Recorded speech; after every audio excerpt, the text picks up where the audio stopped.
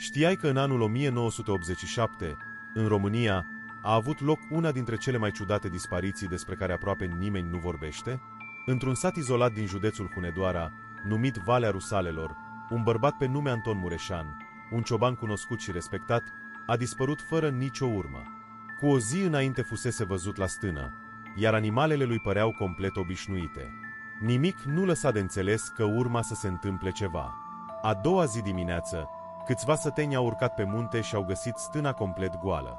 Ușa era deschisă, masa răsturnată, iar lângă intrare era aruncat ceasul lui Anton, cu geamul crăpat, oprit la ora 3 și 17 minute. Dar partea cea mai ciudată a fost alta. Toate oile stăteau adunate într-un cerc perfect, ca și cum fusese ceva în mijlocul lor. Iar urmele de pași ale lui Anton se opreau brusc la doar câțiva metri distanță, ca și cum s-ar fi evaporat. Anchetatorii s-au deplasat la fața locului, dar nu au găsit nicio urmă de luptă, nici măcar o amprentă clară. Sătenii spun că noaptea dispariției au auzit un sunet ciudat venind din pădure, un fel de fluierat lung urmat de o liniște totală.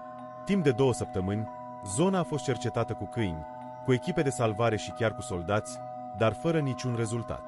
Singurul detaliu straniu descoperit a fost un simbol gravat în scoarța unui copac, un cerc cu o linie verticală prin mijloc, simbol pe care nimeni nu l-a putut identifica.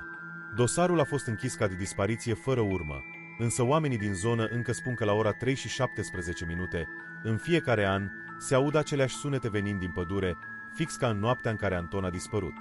Nimeni nu a aflat până astăzi ce s-a întâmplat cu el, iar cazul a rămas în istorie ca dispariția din Valea Rusalelor.